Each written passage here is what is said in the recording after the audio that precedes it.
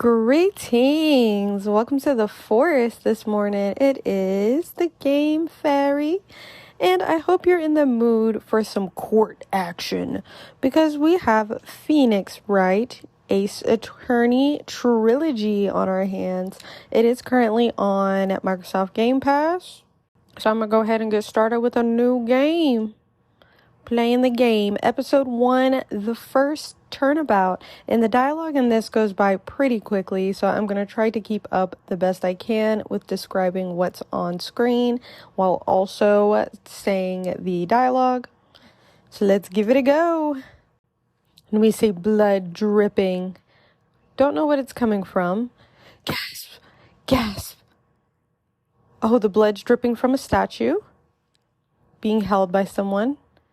A character with burgundy hair is on the floor.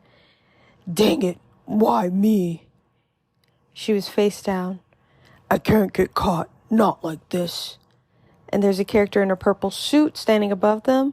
I've got to find someone to pin it on. Someone like him. I'll make it look like he did it. August 3rd, 9:47 a.m., District Court, Defendant Lobby number 2. And there are 2 cops standing side by side next to a door. And Phoenix is thinking, boy, am I nervous. That is not Phoenix's voice. Oh no. Okay, I gotta get a good voice for Phoenix because he is not, I don't think he'd have the deepest voice. Mia says, right. Oh, hiya, Chief. Phoenix says. And we see Mia appearing in front of us. She has perfect hair, big brown eyes, perfect everything. No, she has like a scarf around her neck that's kind of like a yellowy cream colored. She's in a suit and the front of it's kind of open to expose maybe like a tank top of some sort. She has a necklace on that kind of looks like a gua sha. If you've ever seen the facial care like gua shas that are used to kind of like smooth out your face or to press the fluids in your face. She's a pretty lady. And Phoenix is like, oh, hiya, Chief. Woo. I am glad I made it on time, Mia says. Well, I have to say, Phoenix, I'm impressed. Not everyone takes on a murder trial right off the bat like this. It says a lot about you and your client as well. Thanks, Phoenix says. Actually, it's because I owe him a favor. A favor? You mean you knew the defendant before this case? Yes. Actually, I kind of owe my current job to him. He's one of the reasons I became an attorney. Well, that's news to me. I want to help him out any way I can. I just really want to help him. I owe him that much. It's over. My life, everything, it's all over. A character says. And Mia says, is that your client screaming over there? Yeah, it's him, Phoenix says. Death, despair, oh, I'm gonna do it, I'm gonna die. It sounds like he wants to die. And Mia's eyes got big. She was like, oof, what is that? Oh, yeah, sigh, Phoenix says. And we see the character that was screaming. His name is Butts. And he says, Nick. Hey there, Larry, Phoenix says. Dude, I'm so guilty. Tell them I'm guilty. And Butts is a blonde character. He has spiky hair and a beard, no mustache though. He's wearing an orange jacket, a white shirt underneath, and he's sticking his thumbs up at us like, please tell them I'm guilty. Which is a wild thing to say. Give me the death sentence. I ain't afraid to die. What? What's wrong, Larry? Phoenix says. Oh, it's all over. I'm finished. Bud says. I can't live in a world without her. I can't. Who took her away from me, Nick? Who did this? And he is crying. He has sparkles in his eyes. He's like really going through it. Oh, Nick, you gotta tell me who took my baby away. Phoenix is thinking, the person responsible for your girlfriend's death? The newspapers say it was you. And we fade to black, and Phoenix is talking. He's doing his little intro. My name is Phoenix Wright. Here's the story. My first case is a fairly simple one. And we see that burgundy-haired character again laying face down from the little intro. And she has pink lipstick on. She looks like she was wearing a blue, maybe suit. Can't quite tell because her body's facing the ground, but her head's kind of turned to the side. And Phoenix continues, a young woman was killed in her apartment. The guy they arrested was the unlucky sap dating her. Larry Butts, my best friend since grade school. And we see a picture of Larry, and he is sweating hard, and he's doing his little thumbs up. One of his eyes are closed like he's winking, but his mouth is definitely very crooked and wiggly, like he's barely hanging in there. Our school had a saying, when something smells, it's usually the butts. In the 23 years I've known him, it's usually been true. He has a knack for getting himself in trouble. And Larry's picture has changed. It's back to him crying so many tears with his sparkly eyes. Just very, very unstable right now. One thing I can say, though, it's usually not his fault. He just has terrible luck. And the picture of Larry has faded away. We're back to black. But I know better than anyone that he's a good guy at heart. That, and I owe him one, which is why I took the case, to clear his name. And that's just what I'm going to do. All right, so Phoenix seems to be a guy of good heart. He really wants to help out his friend. So let's try to do our best. August 3rd, 10 o'clock a.m., District Court, courtroom number 2. Oh, and we have a courtroom. Someone slammed a gavel. It's the judge. And the judge has a big old bushy beard, and he's bald head. And he says, court is now in session for the trial of Mr. Larry Butts. This guy named Payne, who's a prosecutor, he has glasses that are kind of a little low on his nose. Hairline is looking a little... The hairline isn't hairlining per se. It's a little pushed back. But Payne says, the prosecution is ready, Your Honor. And then Phoenix is on the other side. Phoenix is a very sharp-looking man. He kind of has the hairstyle from the dude from Tekken. How it's just kind of like flared back. It's pushed back in the front, and then it goes into some spikes on the back of his head. And he's wearing a fuchsia tie, a nice bright blue suit.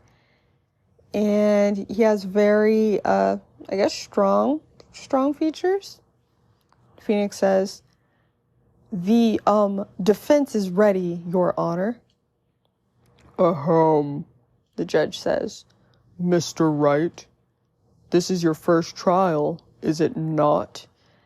And his eyes are intense right now. And Phoenix says, yes, Your Honor. I'm, a little nervous. Your conduct during this trial will decide the fate of your client. Murder is a serious charge. For your client's sake, I hope you can control your nerves. Thank you, Your Honor. Which is a wild thing to tell the judge. I'm nervous, Your Honor. Like, come on, poker face. Let's go. Come on, Phoenix. Mr. Wright, given the circumstances, I think you should have a test to ascertain your readiness. Yes, Your Honor. And Phoenix is thinking, gulp, hand shaking, eyesight fading. And we see Phoenix and his face, he looks defeated. He's sweating, kind of slumped over. The test will consist of a few simple questions. Answer them clearly and concisely. My dog decided to start digging right next to me. I'm just gonna try to wait until he's done. He's just making himself a little burrow. Like, what? Why right now? Are you done? We gotta get back to the gameplay. Not done? Okay, I think he's done. All right. So, did I read that? Okay, he's starting again. Jeepers creepers. I don't know if y'all's dogs do this at home, where they just like dig. They got to get it just right. They got to get it perfect. Okay. The test will consist of a few simple questions. Answer them clearly and concisely.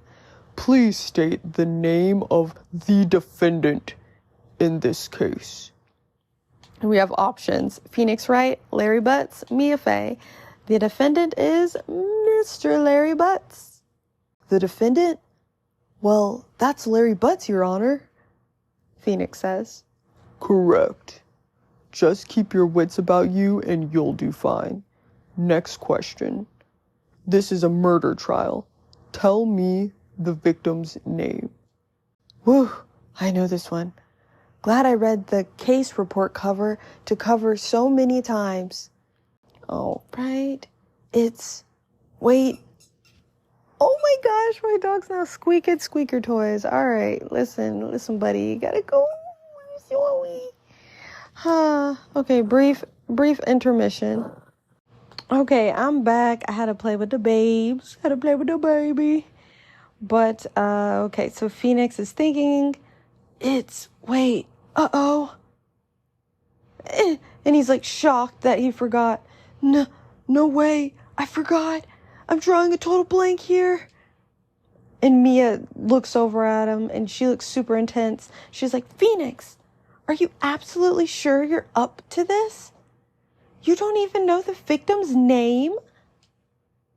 Oh, the victim, of course, I know the victim's name, Phoenix says.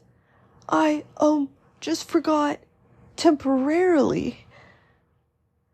I think I can feel a migraine coming on, Mia says. Look, the victim's name is listed in the court record. Just press the right bumper to check it at any time, okay? Remember to check it often. Do it for me, please. I'm begging you. Mr. Wright, who is the victim in this case? And we have 3 options, Mia Faye, Cinder Block, and Cindy Stone. So let's check our court record by doing right bumper. And yes, it looks like their name is Cindy. So it's Miss Cindy Stone. Let's go. The victim's name is Cindy Stone. And the judge is nodding. Correct. Now tell me, what was the cause of the death? She died because she was... Going back to the evidence, and it says Cindy's autopsy report. We have an attorney's badge. No one would believe I was a defense attorney if I didn't carry this. And it is a gold badge with the scale, the justice scale on it. And then we have Cindy's autopsy report. Time of death, 7:31, 4 p.m. to 5 p.m. Cause of death, Loss of blood due to blunt trauma. Perfect. So we have 3 options. She was poisoned, hit with a blunt object, or strangled. And we know she was hit with a blunt object. Sending that in. She was struck once by a blunt object. The judge is nodding. Correct. You've answered all my questions. I see no reason why we shouldn't proceed. You seem much more relaxed, Mr. Wright. Good for you. Thank you, Your Honor.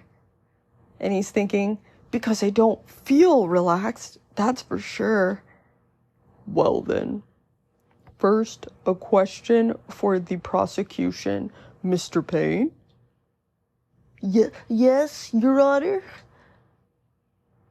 As Mr. Wright just told us, the victim was struck with a blunt object. Would you explain to the court just what that object was? And we see a picture of the object. It looks like a statue with the thinker on it. And yeah, it's just on a white base, like a stone statue on a white base. And Payne says, the murder weapon was this statue of the thinker. It was found lying on the floor next to the victim. I see. The court accepts it into evidence. And it says statue added to the court record. And it says statue. A statue in the shape of the thinker. It's rather heavy. So we got that added. Right, Mia says. Be sure to pay attention to any evidence added during the trial. That evidence is only ammunition you have in court. Use the right bumper to check the court record frequently. Boom, and then the judge slams the gavel. Mr. Payne, the prosecution may call its first witness. The prosecution calls the defendant, Mr. Butts, to the stand. Chief? What do I do now? And Phoenix is looking over at Mia. Pay attention. You don't want to miss any information that might help your client's case. You'll get your chance to respond to the prosecution later, so be ready. Let's just hope he doesn't say anything unfortunate. Uh-oh. Larry gets excited easily. This could be bad, Phoenix is thinking. And we show Larry, and he is sitting on the stand. I don't know if y'all can hear my dog. I don't know. He must know. He must know that I'm trying to record. All right, little baby. Ooh. Okay, hopefully you will no longer hear him licking his little paws. Ahem, Payne says. Mr. Butts, is it not true that the victim had recently dumped you? Hey, watch it, buddy! And he is instantly frazzled. He has little pink cheeks now, and he's sweating. We were great together. We were Romeo and Juliet, Cleopatra, and Mark Antony. And Phoenix is taken aback. He's like, oh. And in his head, Phoenix is thinking, didn't they all die? And Phoenix is sweating hard. Larry says, I wasn't domed. She just wasn't taking my phone calls or seeing me ever. And he looks very matter of fact, but you can see the corner of his mouth is kind of twitching. Like, you know he's hurt. What's it to you anyway? And now he's back to blushing and sweating. So Larry, Mr. Butts right now is not doing very well up there. Mr. Butts, what you describe is generally what we mean by dumped, Payne says. In fact, she had completely abandoned you and was seeing other men. She had just returned from overseas with one of them the day before the murder. What do you mean, one of them? Larry Bud says. Lies, all of it lies. I don't believe a word of it. And he keeps going between like frantic dagger teeth to his little blushing, sweating mode. Your Honor, the victim's passport? Payne says. According to this, she was in Paris until the day before she died. And we got the passport added to the court record. Passport. The victim apparently arrived home from Paris on 7:30, the day before the murder. And that is July 30th, not 7:30. Like the time. Indeed, she appears to have returned the day before the murder, The judge says. Dude, no way. But says. The victim was a model, but did not have a large income. It appears that she had several sugar daddies. Oh my gosh. Daddies? Sugar? Bud says. Yes, older men who gave her money and gifts. She took their money and used it to support her lifestyle.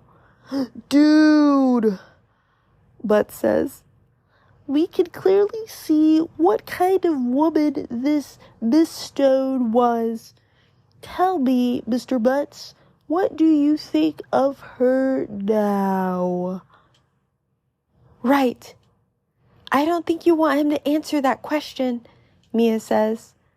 And Phoenix is thinking, yeah, Larry has his way of running his mouth in all the wrong directions. Should I? And we can either wait and see what happens or stop him from answering. I'm going to stop him from answering. Larry, please don't. Just don't. And Phoenix slams his hand on the desk. My client had no idea the victim was seeing other men. That question is irrelevant to this case. And Phoenix is pointing at the prosecution, at Payne. He's like, poof, no way. And Payne says, oof. And then he winces. Dude, Nick, what do you mean irrelevant? Bud says, that's cheating, she-dog. And he's kind of like, looks proud at himself. But you can tell Larry is just like, still twitching on the side of his mouth. I'm gonna die. I'm gonna drop dead. Yeah, and when I meet her in the afterlife, I'm gonna get to the bottom of this. And the judge slams his gavel. Let's continue with the trial, shall we? I believe the accused motive is clear to everyone, Payne says. Yes, quite. Phoenix is thinking, oh boy, this is not looking good. And Phoenix is sweating again. Next question. You went to the victim's apartment on the day of the murder, did you not? Gulp. Bud says. Well, did you or did you not? And Larry just turns his head to the side. He kind of cocks it to the side. Well, maybe I did, and maybe I didn't. Phoenix is like, uh-oh, he went. What do I do? So we can have him answer honestly or stop him from answering. I'm going to try to stop him from answering again. And Phoenix thinks to himself, I'll send him a signal. Lie like a dog. He kind of taps his hand on the paper. I don't know if he was trying to do Morse code. And Bud says, well, see, it's like this. I don't remember. And Payne's like, you don't remember? Well then, we'll just have to remind you. And Phoenix is thinking, I've got a bad feeling about this. We have a witness that can prove he did go into the victim's apartment that day. Well, that simplifies matters. Who was your witness? And the judge's eyes are big and wide, so he's very intrigued to hear about this witness. The man who found the victim's body just before making the gruesome discovery. He saw the defendant fleeing the scene of the crime. Oh gosh, and the jury is just like very animated. They're just talking to each other. Order in the court. Mr. Payne, the prosecution may call its witness. Yes, Your Honor. So Payne is going to call this witness. Who knows who it's going to be? And Phoenix is sweating. This is bad. On the day of the murder, my witness was selling newspapers at the victim's building.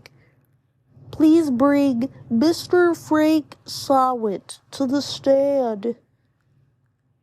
Okay, and we see someone in a familiar purple suit to the intro, so this is very interesting to see. Mr. Sawit, you sell newspaper subscriptions, is this correct? Oh yes, newspapers, yes. And Mr. Sawit is just swaying from side to side. He has a big smile on his face, so he's trying to look as cheerful as possible. Mr. Sawit, you may proceed with your testimony, the judge says. Please tell the court what you saw on the day of the murder. And now we have a witness testimony. So this is Mr. Sawit's account. And the witness's account is, I was going door to door selling subscriptions when I saw a man fleeing an apartment. I thought he must be in a hurry because he left the door half open behind him. Thinking it was strange, I looked inside the apartment. Then I saw her lying there, a woman, not moving, dead. I quailed in fright and found myself unable to go inside. I thought to call the police immediately. However, the phone in her apartment wasn't working. I went to a nearby park and found a public phone. I remember the time exactly. It was 1 p.m. The man who ran was without a doubt the defendant sitting right over there. And the judge has his eyes closed. I think he's like thinking about that account and just trying to hear out the story. And he says, Phoenix is thinking, Larry, why didn't you tell the truth? I can't defend you against a testimony like that. Incidentally, why wasn't the phone at the victim's apartment working? Your Honor, at the time of the murder, there was a blackout in the morning. Aren't phones supposed to work during a blackout? Yes, Your Honor. However, some cordless phones do not function normally. The phone that Mr. Sawit used was one of those cordless phones. Your Honor, I have a record of the blackout for your perusal. And we got the blackout record. Electricity to Miss Stone's building was out from noon to 6 p.m. on the day of the crime. Blackout record added to the court records. Now, Mr. Wright. Yes, Your Honor, Phoenix says. You may begin your cross-examination. Cross-examination, Your Honor? All right, this is it, Nia says. The real deal. What exactly am I supposed to do? Why, you exposed the lies in the testimony the witness just gave. Lies? What? He was lying? Your client is innocent, right? Then that witness must have lied in his testimony. Or is your client really guilty? How do I prove he's not? You hold the key. It's in the evidence. Compare the witness's testimony to the evidence at hand. There's bound to be a contradiction in there. First, find contradictions between the court record and the witness's testimony. Then, once you've found the contradicting evidence, present it and rub it in the witness's face. Okay. Open the court record with the right bumper. Then point out contradictions in the testimony. All right, so here is the cross-examination, witness's account. So we're going through sentence by sentence. So I was going door to door selling subscriptions when I saw a man fleeing an apartment. I thought he must have been in a hurry because he left the door half open behind him. Thinking it strange, I looked inside the apartment. Then when I saw her lying there, a woman not moving, dead, and I quailed in fright and found myself unable to go inside. I thought to call the police immediately. However, the phone in her apartment wasn't working. Which, okay, so just reading through his testimony, that is kind of weird because he said he didn't go inside. So I have the option to present evidence or to press. So I am going to press him on this. And Phoenix says, hold it. The phone in her apartment wasn't working? Mr. Sawit says, yes, no, it wasn't, right? But you said you didn't go into the apartment, or did you? Phoenix says. Oh, well I can explain that. There was a cordless phone on the shelf in the entranceway. I reached inside and tried using that to call. And the phone wasn't working, correct? Payne says. What happened next? All right, so then that's when Sawit says, I went to the nearby park and found a public phone. I remember the time exactly. It was 1 p.m. So I do want to look at the autopsy report. It says the time was 1 p.m. when he saw her murdered, but the time of death was between 4 and 5 p.m. So I am going to use this autopsy report that has the time of death on it and present it and see. Boom. So Phoenix Wright says his famous line, objection. And Phoenix says, you found the body at 1 p.m. You're sure? Yes, it was 1 p.m. for certain. And Phoenix puts his hand on the desk. Frankly, I find that hard to believe. Your statement directly contradicts the autopsy report. And he has the report in his hand and he's kind of like slapping his hand on it. The autopsy notes this time of death was sometime after 4 p.m. There was nobody no body to find at 1 p.m. How do you explain this 3-hour gap? And Mr. Sawit is swaying super fast now, and he's sweating. Objection! This is trivial. The witness merely forgot the time. Payne objects, and Payne is now slumped over a little, sweating. The judge shakes his head. After his testimony, I find that hard to believe. Mr. Sawit, why were you so certain that you found the body at 1 o'clock p.m.? And the judge looks very stern right now. That's a really good question. Great job, right? Way to put him on the spot, Mia says. That's all you have to do. Point out contradictions. Lies always beget more lies. See through one, and their whole story falls apart. And we're back on Mr. Sawit, and he's swaying a little bit slower. He seems more confident now. Wait, I remember now. Would you care to give your testimony again? All right, so this is Mr. Sawit's new testimony, the time of discovery. You see, when I found the body, I heard the time. There was a voice saying the time. It was probably coming from the television. Oh, but it was 3 hours off, wasn't it? I guess the victim must have been watching a video of a taped program. That's why I thought it was 1 o'clock p.m. Terribly sorry about the misunderstanding.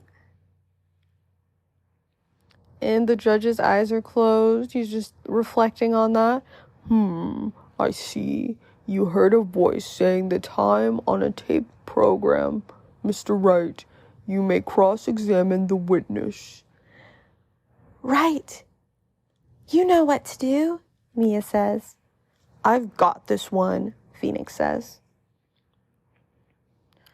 All right, so we have another cross-examination, the time of discovery. So he says he heard the time. There was a voice saying the time. It was probably coming from the television. However, we had a blackout from noon to 6 p.m., so the television wouldn't be working. So we have the blackout record in our arsenal of tools to use. So I'm going to go ahead and present the blackout record. Objection! Hold it right there. The prosecution has said there was a blackout at the time of the discovery, and this record proves it. And Mr. Sawit's going back to turbo mode. He's just like swaying his body. Super nervous. You couldn't have heard a television or a video. Mr. Sawit's like, Irk. And the judge is nodding.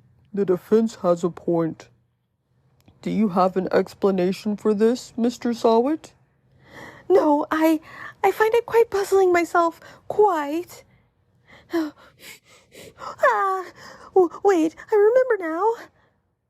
Mr. Sawit, the court would prefer to hear an accurate testimony from the very beginning.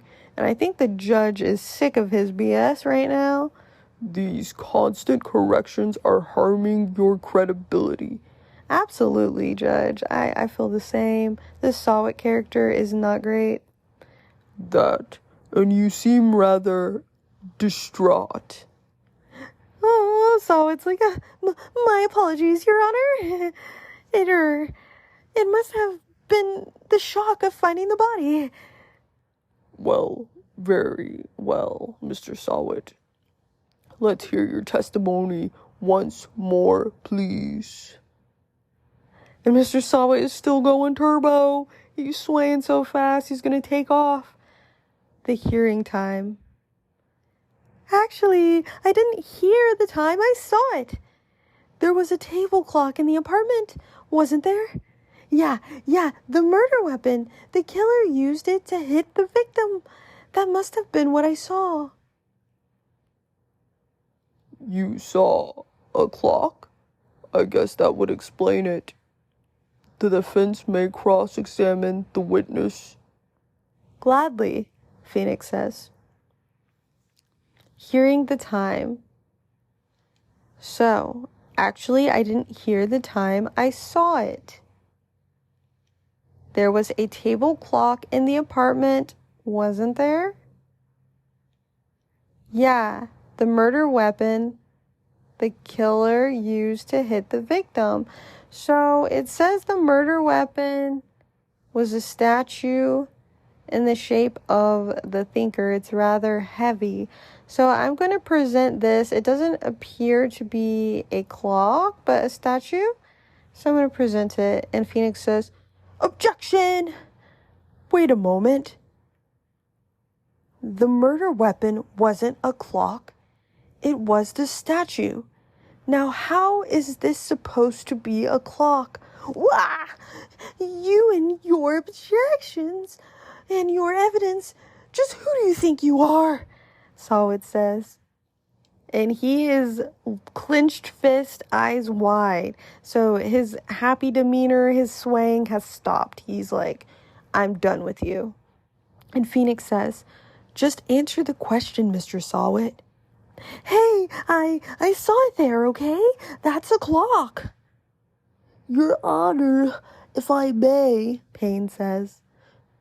Yes, Mr. Payne. As the witness stated, this statue is indeed a clock. The neck is a switch. You just tilt it, and it says the time out loud.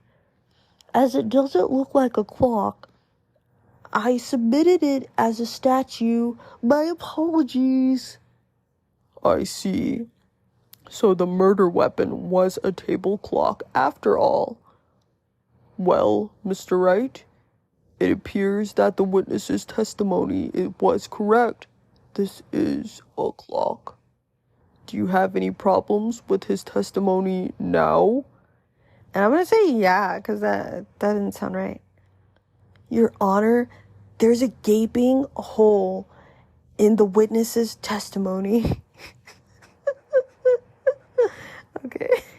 Well, I'm going to save that joke for another time. The only way he could have known the weapon was a clock is to hold it in his hand. Yet the witness testified that he never entered the apartment. Clearly a contradiction. Indeed.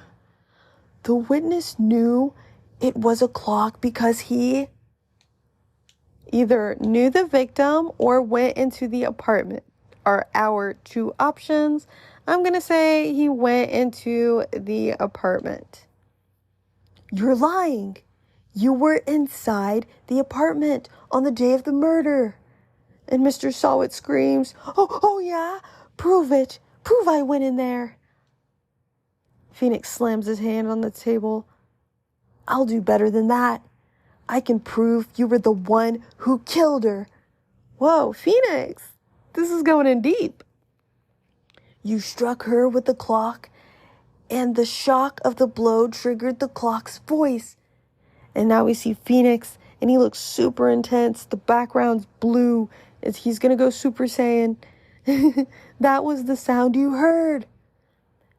And now the jury is going wild. They're like talking. They're like, ah! Oh my God. Hush, hush, hush, hush. Like when you hear people whispering. Hush, hush, hush. Okay, the judge says, Order in the court. Intriguing. Please continue, Mr. Wright. Yes, Your Honor. Wow, and now we see Sawit standing over the murder victim. Mr. Sawit, the sound must have left quite an impression on you. And we see the bloody thinker statue. Understandable since the murder weapon spoke just as you hit the victim. That voice was burned into your mind. That's why you were so certain about the time. And Sawit's just standing there looking so disgusted. What's the meaning of this objection? Payne says. This is all baseless conjecture. Baseless? Phoenix says. Just look at the witness's face. And he's pointing at Sawit, which Wright does a lot of pointing. Maybe he should do like the Disney 3-finger point just to make sure he's not offending anyone. But Sawit says, Well, would the witness care to elaborate?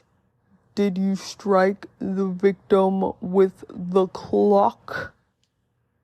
That's the day. I never. Look, the clock, I heard no. I saw. And Sawit rips off his toupee and throws it up at Phoenix, and it smacks Phoenix in the face, which could be assault, I don't know. And Sawit says, shut up, shut up, shut up, shut up. I hate you. And you can see Sawit has a bald spot in the middle of his head now. And like 4 little stiff hairs sticking out the top. And he's breathing heavily. It was him, I tell you. I saw him. He killed her, and he should burn, give him death. And the jury is just like, oh my God, oh my God. They're just like whispering to each other, shaking their head in disappointment. And the judge says, order in the court, I say. Your Honor, a moment, please, Payne says. There isn't a shred of evidence supporting the defendant's claims. Mr. Wright. Your Honor? You claim the sound the witness heard came from the clock. Do you have any evidence? The whole case is riding on this. I'd better think it through carefully, Phoenix says. Your Honor? The sound Mr. Sawit heard was definitely this clock. A fact which is clear if you simply...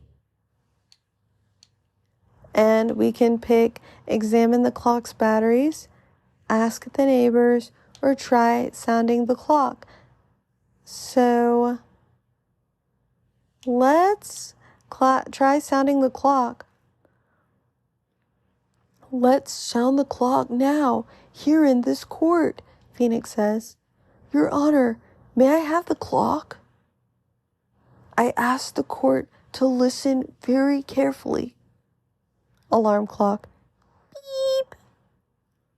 I think it's 8:25. That certainly is a strange way to announce the time, the judge says. Well, he is the thinker, after all, Phoenix says.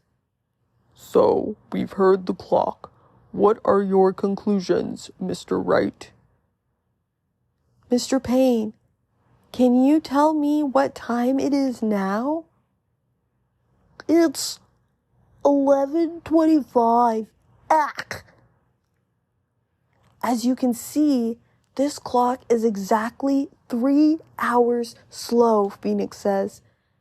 Precisely the discrepancy between what Mr. Sawit heard and the actual time of death.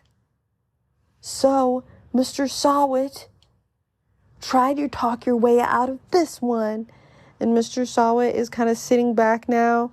His hand is in a clenched fist, but he's like moving up and down, like his breathing. His shoulders are going high. And Sawit's like, ha, ha, ha. You forgot one thing. And Phoenix says, uh-oh, what's he thinking about now? While it may seem like that clock is running 3 hours slow, it proves nothing. How do you know it was running 3 hours slow on the day of the murder?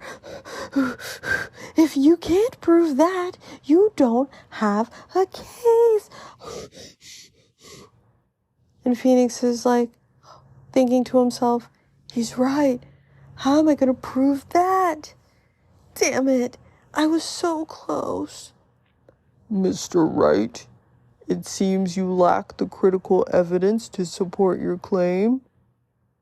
And Phoenix looks down and out. He's like, yes, Your Honor. This means I cannot let you indict the witness. Unfortunately. And the judge slams the gavel down. This ends the cross-examination of Mr. Frank Sawit. I come all the way down here to testify, and look what happens. And Sawit's just breathing hard. You treat me like a criminal. You lawyers are all slime, Sawit says. And Phoenix is over there thinking while staring at Sawit, grr, I almost had him. Sorry, Larry, I failed you. There's nothing I can do about it now, Phoenix is thinking. And we fade to black. And now we hear Mia. Not so fast, Mr. Sowett. And everyone's shocked. The judge, the prosecutor, and Phoenix is looking over at Mia like, Chief. Listen up, Wright. Don't throw this one away. Not like this. Think. But Chief, it's over. I can't prove the clock was slow the day of the murder. Nobody can prove that. Well, yes. But that doesn't mean you can't still win. Try thinking outside of the box. Don't waste time doubting the facts. Assume the clock was 3 hours slow and think through it. Ask yourself, why was the clock 3 hours slow? Figure out the reason and you'll have your proof. Right? I love that. Right? Can you think of a reason as to why the clock would be 3 hours slow? And I can say yes or no. I'm going to say yes. Wait, maybe I can prove it, Phoenix says. You must have evidence somewhere that can prove it, right? Find it and let them have it. Well, Mr. Wright, you say the clock was already running slow on the day of the murder. Have you found evidence to support this claim? Of course. There is a piece of evidence in the court record that can prove my claim beyond a doubt. Ha! Tough words. Let's see you pull off this one, Sowett says. Let's see this evidence that proves why the clock was running slow. So, we do have the passport that shows the victim apparently arrived home from Paris on 7:30, the day of the murder. So, we're going to present that. Boom. Take that, Phoenix says. The victim had just returned home from abroad the day before the murder. As we all know, the time difference between here and Paris is 9 hours. When it's 4 p.m. here, it's 1 a.m. the next day. Oh, it's 1 a.m. here. When it's 4 p.m. here, it's 1 a.m. there. The clock wasn't 3 hours slow. It was 9 hours fast. The victim hadn't reset her clock since returning home. That's why the time you heard when you struck her dead in her apartment was wrong. Proof enough for you, Mr. Sowett?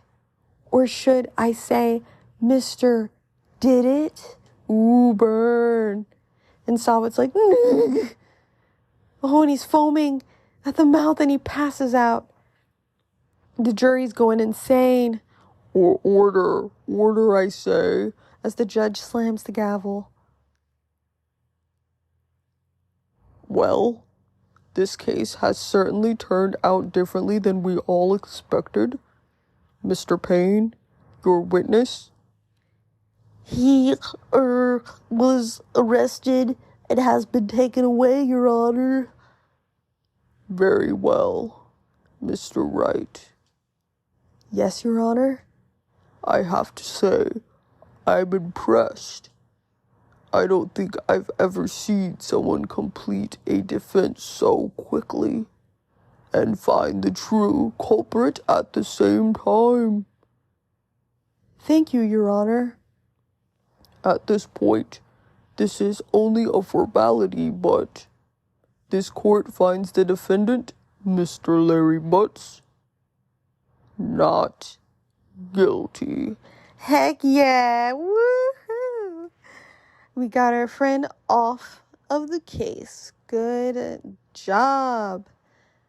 And with that, this court is adjourned. As the judge slams the gavel. So happy that Larry is now not a suspect and we cleared his name. Phoenix says, it turns out that Frank Sowett was a common burglar. He posed as a newspaper salesman to check and see when people were out of the house.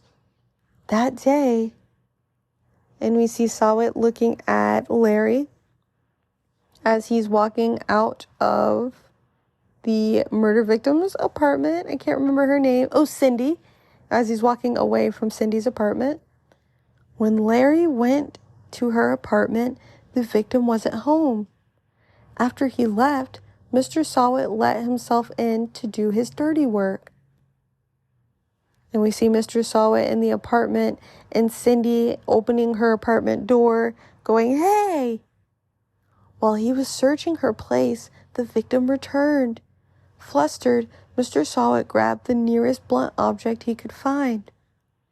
And now we see Cindy on the floor with a blood puddle around her. And that's the story. Mr. Sawit bashed her in the head. Oh, that's awful. He really could have just maybe tried to run by her or something. I don't know why he had to take her life like that. But, that's how it goes sometimes. August 3rd, 2:32 p.m., District Court, Defendant Lobby number 2. Phoenix is thinking, whew, I still can't believe we won. And we're back outside in the lobby. We see the 2 officers standing by the door. And now we see Mia, the long brown-haired, lovely Mia. And Mia says, "Right, good job in there. Congratulations." Thanks, Chief. I owe it all to you. Not at all, not at all. You fought your own battles in there. It's been a while since I've seen a trial end on such a satisfying note. And Phoenix is thinking, I've never seen the chief looking this happy. If she's this glad, imagine how Larry must feel.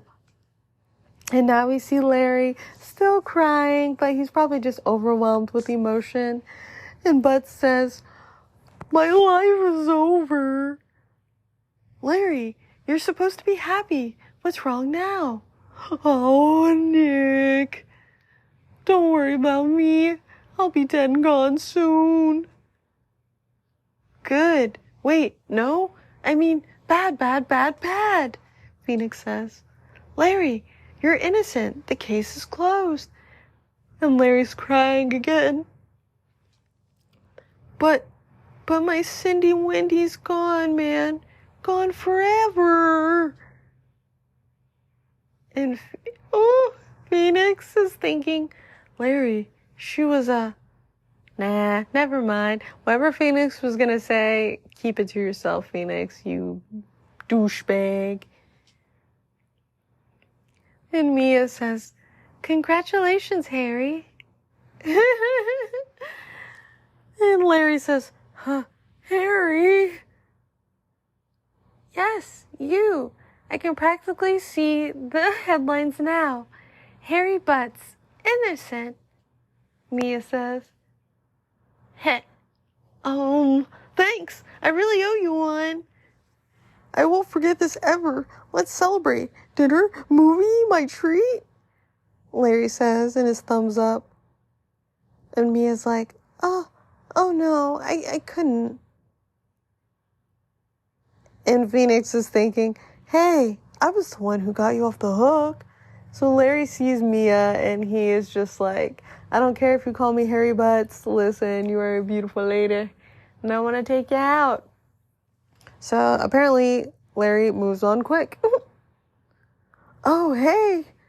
Here, take this. It's a present."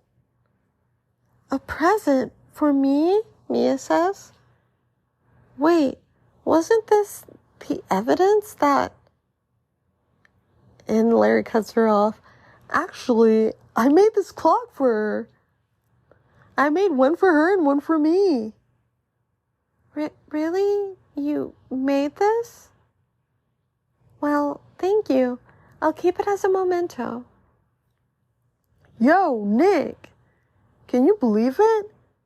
I was so into that chick. And she was just playing me for a fool.